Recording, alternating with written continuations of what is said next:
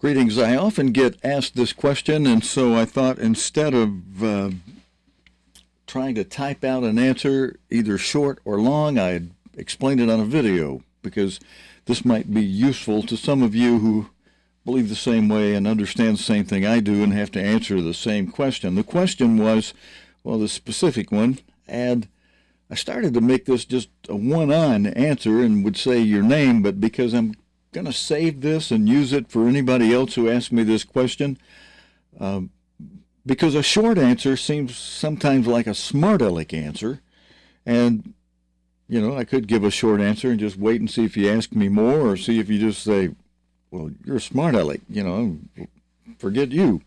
But I thought it's better to give a full answer. You may still have questions afterward, but let me give you the answer that's not only how I answer it, it's how God's end-time apostle instructed us about this matter. The question being, sometimes it's worded differently, but in this specific case, the question was, what's the name of the church you are attending? Now, that question was not from somebody in the world. I get it. You'd have a different answer for somebody in the world. You wouldn't explain what I'm about to explain. You might just simply say, the Church of God. What church are you a member of? I'm a member of the Church of God. Or as someone in the Church of God, Philadelphia era, asked me, what's the name of the church you're attending? And, I read that to mean, which one of the banana-peeling, blankety-blank this or that Church of God groups are you affiliated with or consider yourself a member of? And my answer to that short answer would be, I'm a member of the Church of God, period. And that's what Mr. Armstrong told us how to answer. That's how he said answer that question. But he went on and expounded, look, the Church of God is a spiritual organism, and that we were baptized into not any denomination of men or organization of men or any denomination, but into the body of Christ, also known as the Church of God, a spiritual organism, as he explained. Now, he began that with a question in 1980, and I'm also going to go back to a recording I have where you can hear him actually saying the same principle back in 1956 when the corporate name then was Radio Church of God. But he did it best and better in the 80s. As he got older, he got wiser, and he also showed a lot of love. He liked to have fun with us. And in the auditorium, he asked everybody who consider themselves to be members of the Worldwide Church of God to raise their hands. Now, he didn't make it a long sentence like that. He just said, everybody who's a member of the Worldwide Church of God, please raise your hand. And a lot of hands went up. Some of them just went up kind of halfway, just thought he was just asking a little question. They just raised them. He said, I'll put them up high now so we're going to see who are members of the Worldwide Church of God here in the audience. And those who had them up just halfway, they shove them on up all the way. And some who didn't have their hands up decided, hey, I'd better raise my hand. Maybe he's about to pack us off to on some airplanes, two wings of a great eagle, modern jet aircraft, if that's what God is symbolizing by Revelation, 12, verse 14, two wings of a great eagle. He couldn't mean that literally. He had Jonah swallowed up by a great fish, and his wording is similar in Revelation, even though we changed languages from Hebrew to Greek, but it's similar where God says a great eagle, two wings of a great eagle. Anyway, whether that be a literal eagle or a chariot of fire or symbolic of modern jet aircraft, that's how we fly. Those who are accounted worthy to escape, that's how we fly. But he asked who were members of the, and so I was saying, some may have thought he was about to say, those of you who are members now of the Worldwide Church of God, we're about to go. Come on down to the airport. But no, that's not what he was doing. But more hands went up. But there were still some who didn't raise their hand. They may have known what Mr. Armstrong had said, in 1956 already, some of the older members, or they may have just known Mr. Armstrong was playing or with them, as he was a little bit, but he was very serious too. Or they may have just decided, I don't need to answer this in the moment. Let me see where Mr. Armstrong's going with this. And that's kind of the approach I took. I knew Mr. Armstrong was up to something. I thought he was. And I also was familiar with that principle. So I was thinking, yeah, there's a technical aspect to this question when you lace it with the adjective worldwide in there. Everybody who are members of the worldwide Church of God, raise your hands. And then he told everybody with their hands up, and he said, now look, I looked around and I didn't see anybody who's on the board of directors. Everybody who's got your hand up, put your hands down. None of you with your hands up are members of the worldwide Church of God. And he went on to explain what I just cited, that we were baptized not into any denomination, nor any organization of men, but into the body of Christ, a spiritual organism.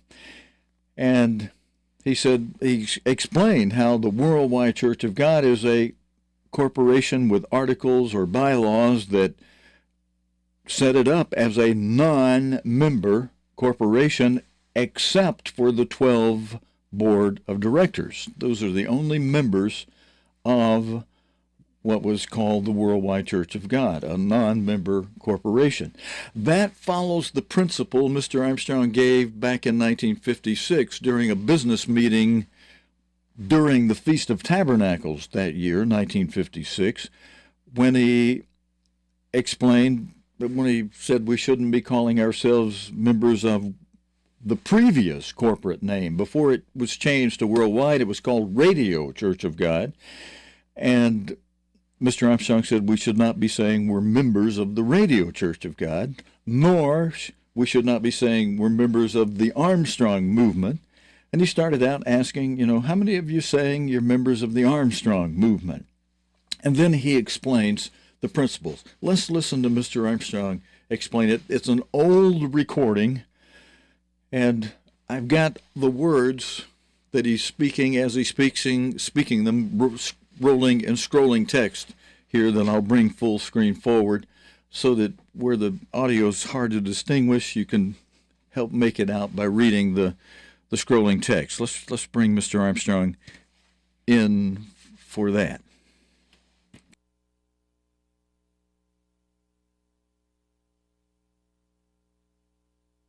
And by the way, when anyone asks you, what church do you belong to?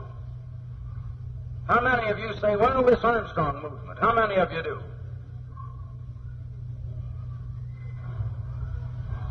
How many of you say the Armstrong group?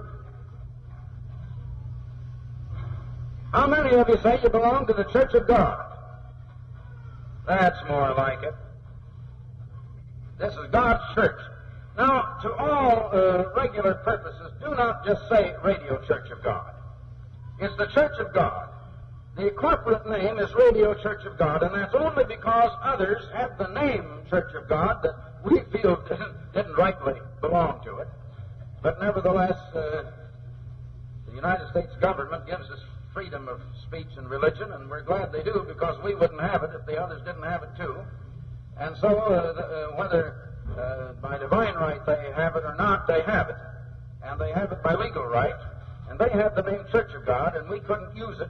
We had to qualify it, and so since our evangelistic work is put as the number one work of the church, as Christ said it, even ahead of our local church services, and since the biggest part of the evangelistic work was on the radio at the time, we were forced to use the name Radio Church of God. Now, to be technical and legal, it's the Radio Church of God. But from a spiritual point of view, it's just the Church of God. Now, if anyone says, oh, you're a member of this Church of God over here so-and-so, or Anderson, Indiana, or some other place, then you have to say, no, we have no connection with them. Our corporate name is Radio Church of God. You can say that. But don't ever tell them you're one of Herbert Armstrong's followers, but you're one of Jesus Christ's followers. All right. All right, so there's Mr. Armstrong explaining that himself. Whoops, I meant to come out over here on one of these screens.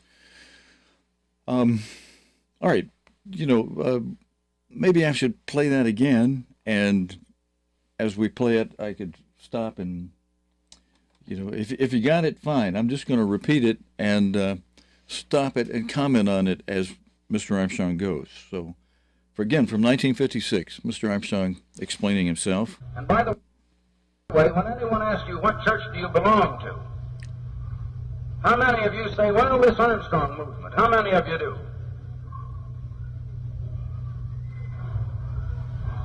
How many of you say the Armstrong group? How many of you say you belong to the Church of God? That's more like it. Okay, brother, and Mr. Armstrong is going on to explain basically what we should do. I'm just going to, while I explain this, I see I've got the sizing of that screen incorrect. Let me see, is that the screen right there? Yeah, let me just resize that a little bit here. That's left and right, needs to come in a little kind of like that. There we go. Okay, how many of you say you're members of the Church of God? And he said, there you go. That's more like it. And he goes on to explain that's what we should answer people. We're members of the Church of God. And when we say that, we're saying we're members of one church. There's only one Church of God. It's a spiritual organism. It's not any physical organization. It's not a building. And then now he goes on to say, this is God's church. Now, to all regular purposes, do not just say Radio Church of God. Now, remember, as he says this in this recording that we can hear, this is a 1956 recording, when the same corporation had the name Radio Church of God that Mr. Armstrong had formed to hold the assets of the church and through which to hire employees and pay employee taxes in a corporate manner. And so he said, don't tell people you're members of the corporation. Don't, which the corporate name is Radio Church of God. It's, as he said here, the Church of God. It's the Church of God.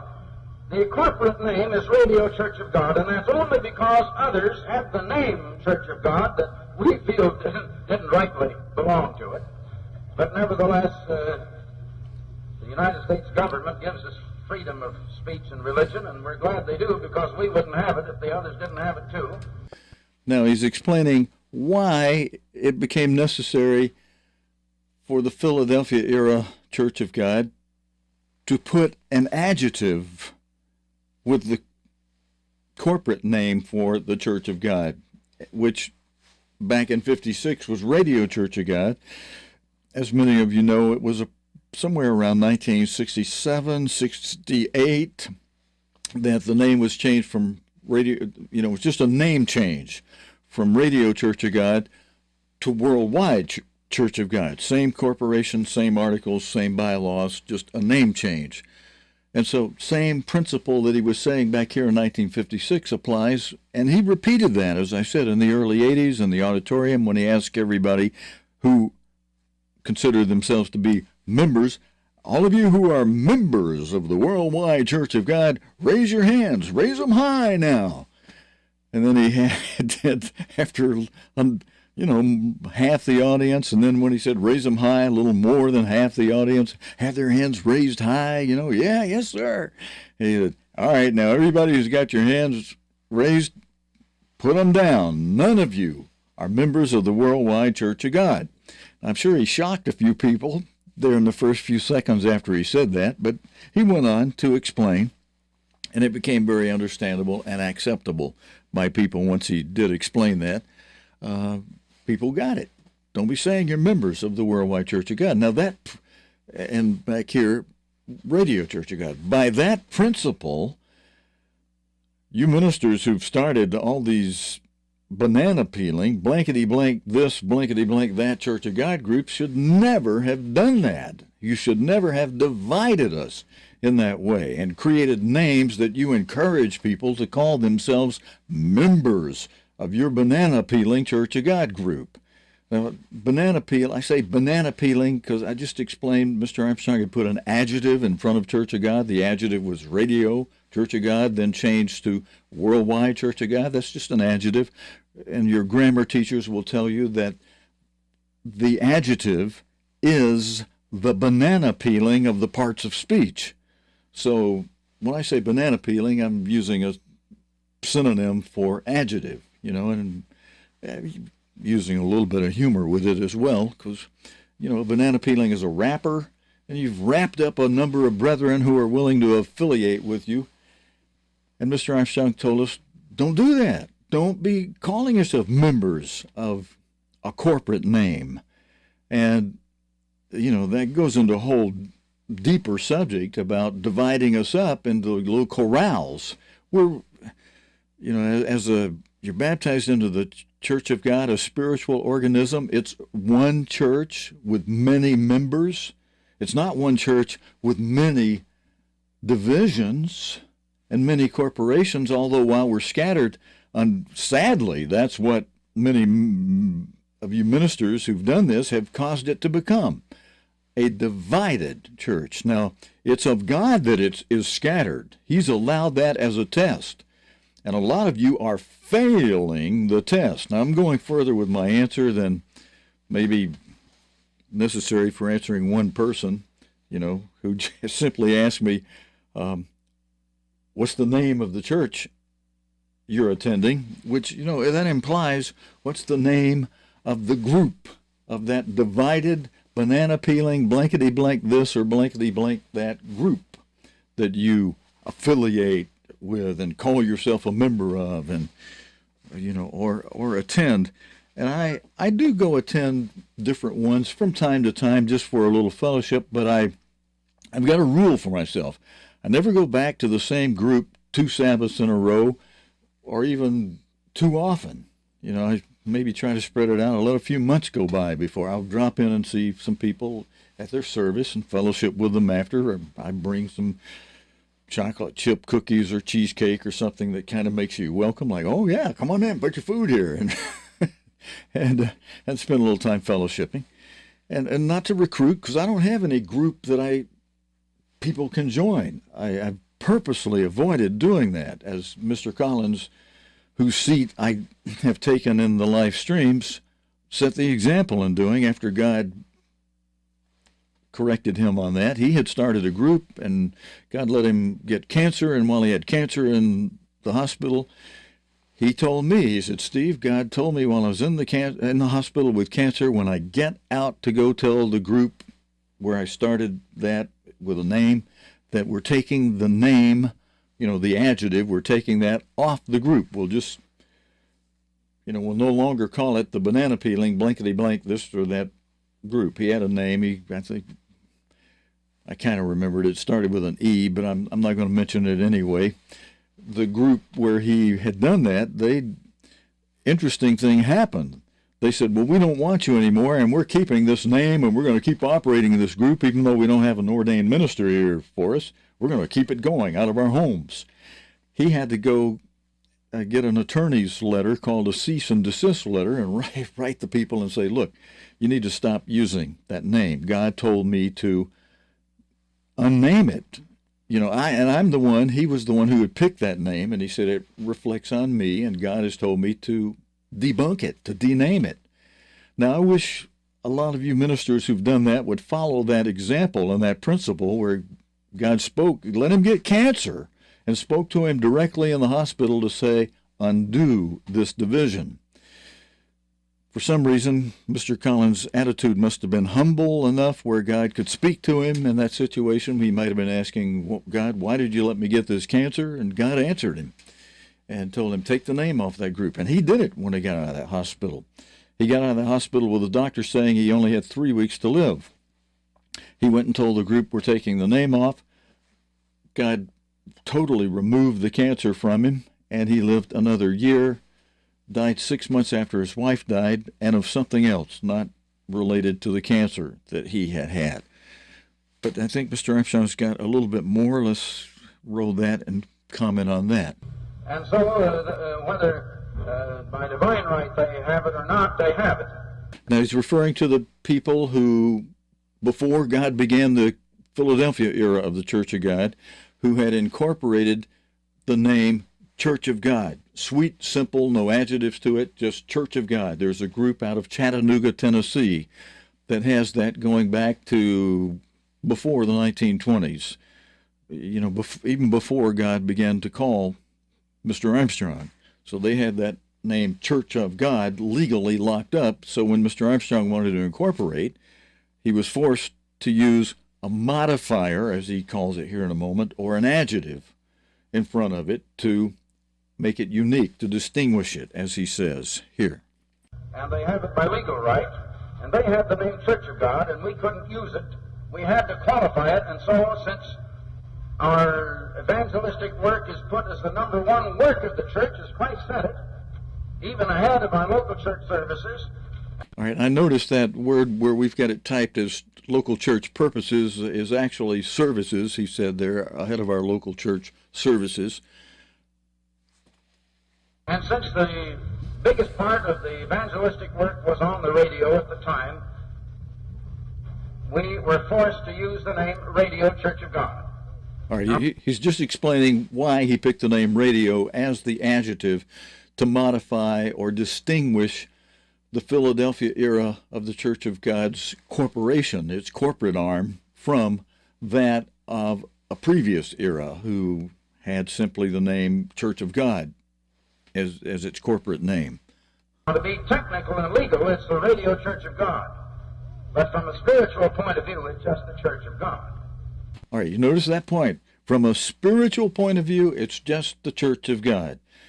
The corporate arm for the assets was originally Radio Church of God, then changed to Worldwide Church of God. And, brethren, all these different blankety-blank this and blankety-blank that banana-peeling Church of God groups with this adjective or that adjective in front of it, you know, representing this minister or that minister, all of whom have compromised the truth as God gave it to us in one way or another, so that even if you were to try to say, well, these are just different congregations of our scattered church now, you know, splintered off scattered church. No, it's not. It's divided. It has different heads. Each head of each group considers himself, you know, the self-appointed new leader of the Church of God, practically. And God hasn't done that. He hasn't brought up any new leader. I mean, the last thing he left it with was a man who went apostate and his son, you know, not as an apostle, though, only pastor general. Mr. Armstrong told the man he passed the pastor generalship to, you would have to earn the apostleship by your fruits. And his fruits showed he was an apostle, all right, but not a true apostle. You know, you flip it, and you know, the antonym of true apostle would be what? Well, right, false apostle. So he self-appointed himself an apostle, but a false apostle. And he tried to turn the truth of God into a lie. But here Mr. Armstrong is saying, from a spiritual point of view, it's just the Church of God. So when somebody asks you, you know, what church are you a member of, that's easy, just say Church of God. But now if they ask you, let's see, like this one, like the question here, and I'm not trying to be mean about this at all.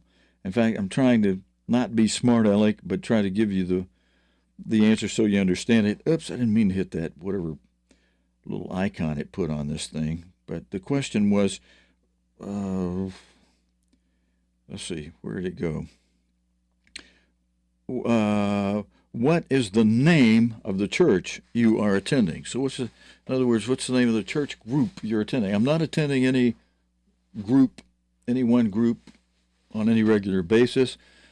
The ministry I do from here is part of the Church of God television, which is not a church group you can join. It's just we do a TV live stream of Sabbath services each week, started by Robert Collins, 50-year minister in Alabama, the one who God told to take that name off your group. And he did set up a sole proprietor, what do you call that? A corporate sole for his ministry work that was simply called Church of God Ministry, not a church group anybody can join. So, and you know, if there are ministers in your local area who are holding fast, as the ministry is told to do, instructed in Titus, the book to the ministry, Titus chapter 1, verse 9, if you find a minister in your area where you are or somewhere drivable close to you who is holding fast, conducting services, and has not put a banana-peeling, blankety-blank adjective name in front of Church of God so that it sounds like a church group you can go join or be a member of, you know, I would say fine. Have good fellowship there. And, you know, there are some who don't have that assemble with us here each week. That's wonderful, too. And I'm here for you. But the main thing, what I consider the main thing I do that Robert Collins started, that I helped him do, he started as the initial host, is the World Watch program, so that those of us who are scattered can follow the instruction Christ gave us in Luke 21, verse 36, to accomplish the two top spiritual goals as Mr. Armstrong gave them to us. And he gave that to me privately when I asked him while I was a student at the college. I said, Mr. Armstrong, I was able to just go up to him privately and say, Mr. Armstrong, you know, in the book, in the laws of success, you say, you know, we should have a goal. And what you list there and pray and ask God to guide them are mostly goals for our life in a physical way. You know, physically the goals we should have, but that relate to our spiritual life and our spiritual goals. But I said, would you mind telling me what would you say should be our top spiritual goals that are above these physical goals, like our own personal job or house or car or whatever goals we might have, you know, for us individually? But what about a spiritual goal? What should be our top spiritual goals? He wasted no time. He had no hesitation. He came right back and answered 1, 2, bang, bang. And they were both from Luke 21:36. He said, our number one goal should be to be accounted worthy to stand before the Son of Man in the first resurrection. That's what Christ is saying there when he says, you know, and to be accounted worthy at the end of the verse, to stand before the Son of Man means in the first resurrection for those who were called during the spring harvest. Now, the second goal that Mr. Armstrong said should be our number two spiritual goal, as he answered me personally, and that wasn't just for me, brethren. When you analyze it, and that comes from Luke 21:36, as Mr. Armstrong gave me what should be our top two spiritual goals, it applies to everybody whom God has called in the spring harvest. Number two goal is to be accounted worthy to escape the great tribulation, coming sooner than later to an earth near you.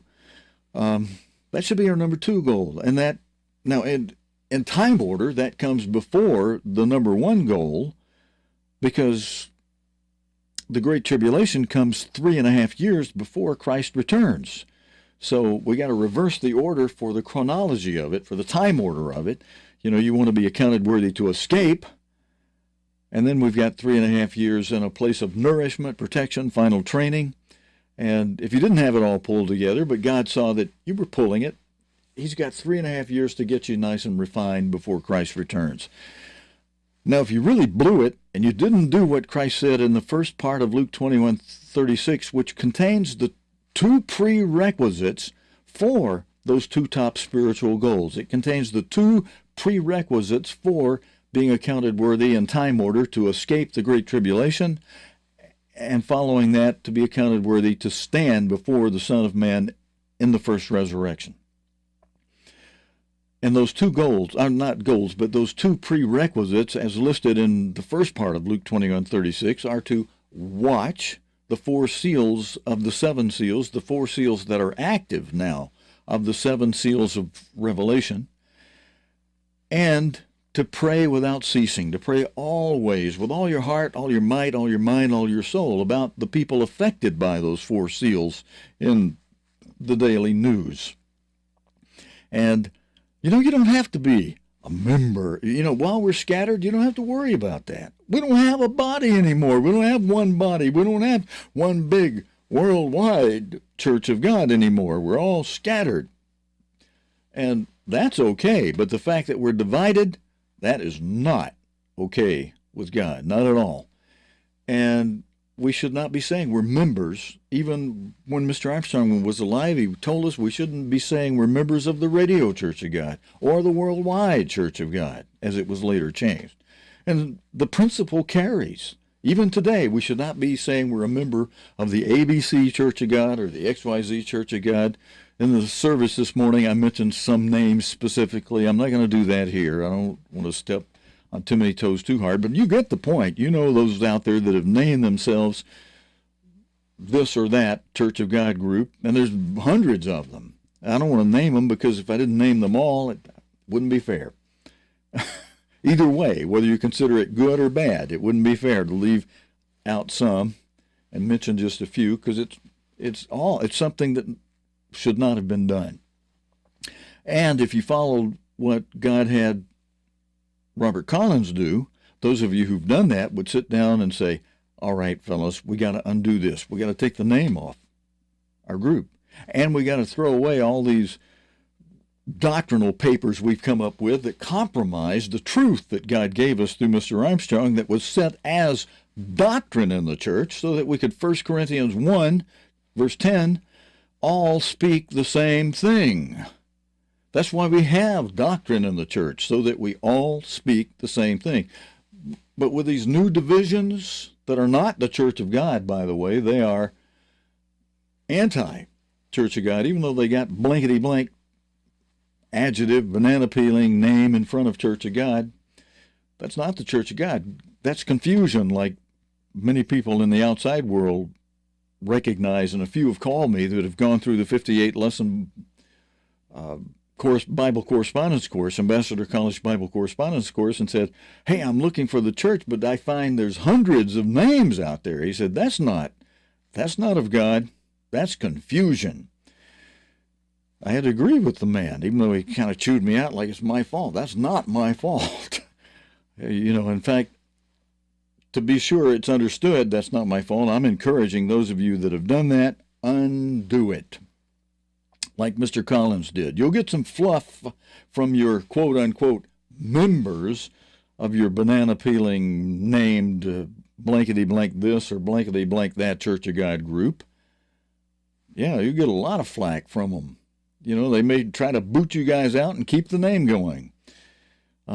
Because, unfortunately, sadly, people have locked into some mental mindset on that. That's not right. It's wrong. Hopefully, those that are affected by it can see that. Hopefully my answer for those of you who've asked me what church group or what church do I attend? What's the name of the church you're attending? Real sweet and simple. The Church of God. There's just one church. It's the Church of God, a spiritual organism. There's just a little more. Let's play the rest of Now, this. if anyone says, oh, you're a member of this Church of God over here so-and-so, or Anderson, Indiana, or some other place, then you have to say, no, we have no connection with them. Our corporate name is Radio Church of God. You can say that. Okay, now you could say that back in 1956 and up until 1968 when it was changed to Worldwide. Then you could say our corporate name is Worldwide Church of God. If they ask you after you say I'm a member of the Church of God, you could explain that, not saying I'm a member of it, but you could say our corporate name is blah, blah, to distinguish it from the people who have Church of God as their corporate name without any adjectives to it.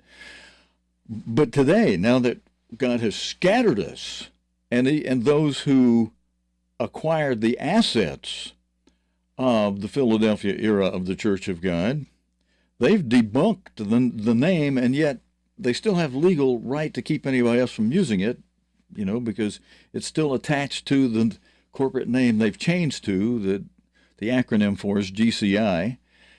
They still have control of that name. And so they prevent anybody else from using it, and that's that's actually fine, because since we're scattered and there is no new apostle and there's no new true pastor general over all of the church, other than looking to Jesus Christ, who has, with the Father, caused all of the publications, all of the many, many hundreds and thousands of recordings of Mr. Armstrong's radio broadcast, telecast, Bible studies, sermons to be preserved. Thanks and kudos to many of you who've put them out there on various internet websites, including YouTube and Vimeo and other places where people can do a Bing or Google search or some kind of internet search and find hundreds of hits to Mr. Armstrong's publications and his recordings.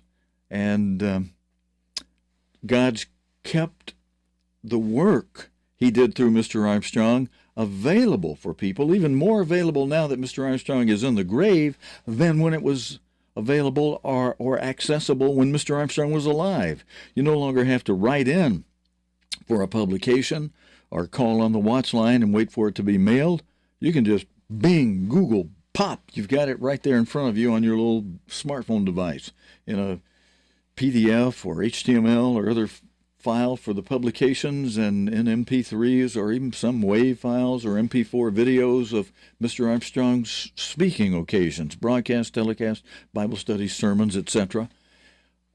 You can get it instantly on the internet. So this new open door of the World Wide Web has the work God did through his end-time apostle more available today than when Mr. Armstrong was alive. It's as if Mr. Armstrong were speaking from the grave, and more mightily because of the accessibility for the public than when he was alive.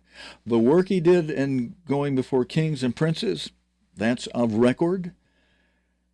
And there's actually a great work going on now, but these divisions, these blankety-blank, banana-peeling, this or that Church of God groups are actually interfering with and fighting with the work God is doing, having preserved Mr. Armstrong's publications and speakings available, again, as if Mr. Armstrong were speaking from the grave. There's some that want to compete with that. And much more effective to hear Mr. Armstrong direct, get it straight from the horse's mouth without compromise added to it. But no, let's appease these people that listen, I'm going to step on some toes. I'll do it very gently and carefully.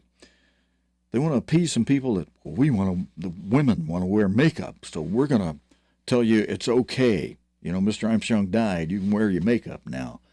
No, that was a doctrine set in the church, and if you listen to the whole doctrine, it said that it was bound in heaven. No woman wearing makeup is going to rise to meet Christ in the air. That's what God's end-time apostle taught us. As a teaching, it was a doctrine. It was bound in heaven. You can bet your boots, Christ returns, any woman wearing makeup, she's not rising to meet Christ in the air. Same thing with you men who've compromised God's law. And if you're not doing what Christ said do in Luke 21:36, even though you are keeping the Sabbath annual and weekly, you're not going to be accounted worthy to escape. You're going to be suddenly shocked, thinking, I kept the 10 Commandments. That's not enough. You got to obey the voice of God. He said in Luke 21:36, watch the 4 seals that are active now and pray without ceasing about them, about the people affected by them. Otherwise, you're going to be shockingly find yourself accounted by God as lukewarm, left behind because you wouldn't obey everything he told us to do. And then you're going to be subject to Revelation 3:18, where you have to buy of God gold tried in the fiery trial of martyrdom in order to change your lukewarm status to that of being hot, burned at the stake, hot. Or some other way they'll martyr you on a guillotine or splitting you in half or however they do it. But then you'll be able to fulfill what Christ said you'll have to do. You'll have to purchase of God gold tried in the fiery trial of martyrdom if you're left behind. That's in the verse right in the middle of the 9 verses speaking to the Laodicean era, an era that begins after the Great Tribulation begins, After the Philadelphia era, those who are accounted worthy to escape are taken to a place of nourishment, protection, safety, final training. So, what church group do I attend? I'll see if Mr. Armstrong helps me out here. But don't ever tell them you're one of Herbert Armstrong's followers, but you're one of Jesus Christ's followers. All right. All right, we're Jesus Christ followers, and if we're baptized and had hands laid on us and received God's Holy Spirit, we are members of the body of Christ, also known as the Church of God. Sweet, short, simple. And avoid going too often to divisions that have denominated themselves with some banana-peeling, blankety-blank this or that name in front of Church of God to try to appear that we just splintered off the Church of God. We are a continuation of Herbert Armstrong. No, you're not.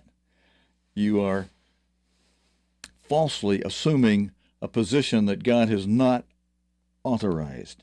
We are scattered. God has left us scattered, and he wants the brethren to understand that so that we will be in a fearful state, a state of awesomeness of God, so that we will get sin out of our lives, and that's the reason why this big delay. Enough of us we weren't getting it. We have to do days of unleavened bread, especially in this gun lap end time, every day, all year long. We've got to be flushing that sin out of our lives enough that God will say, okay, you can be accounted worthy to escape the tribulation. And that includes not only getting sin out, but obeying Christ, where he said, watch the 4 seals and pray always about them. Now, I can't do the praying for you, but I do offer a program called worldwatch.tv. Sunday through Thursday nights, we go through the day's world news that relates to the 4 active seals and other prophecies of the Bible that are those we should be watching and praying without ceasing, praying always about. All right, that was a long, convoluted answer to the question that I could have maybe simply have said, what's the name of the church you're attending? I could have simply said, it's the Church of God. But then you would have wondered, well, that wasn't what I meant. I meant what group? Which one of these hundreds of groups are you attending? And so then now you have this would have been the explanation that would have followed that question that logically would have followed. Okay, so I'm going to end it right there. I'll just kind of roll out of here with Mr. Armstrong's closing music for his broadcast. Let me back it up to that. Let's see. Got to go forward to that. And if you have any further questions on maybe I left out something, you can email me at my initials, Stephen Lloyd Gilbreth, SLG, the initials for my name, Stephen Lloyd Gilbreth, SLG at cogtv.org. That's not a group you can join, by the way. That stands for Church of God Television, cogtv.org, SLG at cogtv.org. But that's not intended to be a church group.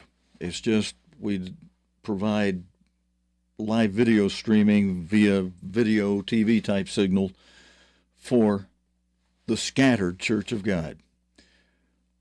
All right, thanks for listening, and let's bring that forward. We'll close out of here with this.